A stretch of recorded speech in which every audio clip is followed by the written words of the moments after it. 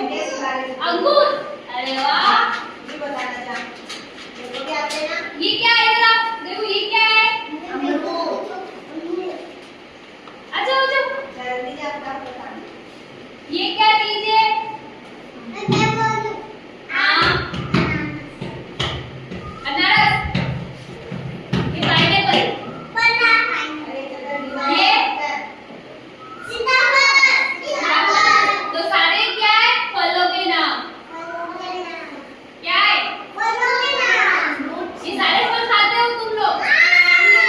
वाह, ठीक है। और वेजिटेबल्स में मेरे को तो एप्पल ही पसंद है। मुझे मैंगो। इधर देखो, वेट मेरे को पूछूंगी फिर आगे। आलू, कद्दू, टमाटर। अरे आप बात करते हैं। बेटा क्या नाम है आपका? ओके भाई पास बेटा।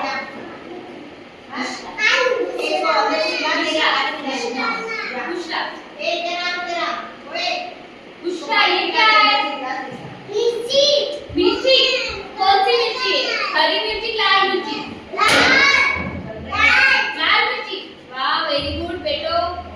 अब आप बताना, ये क्या है? लौकी। वाह, और ये क्या है आप बताना। मूली।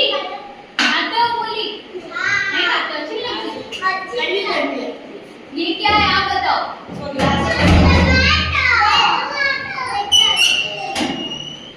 ये अच्छी लगती है, ये क्या है? गाजर। और क्या अच्छा लगता है इनमें से आपको, बताओ मेरे को। ये क्या है?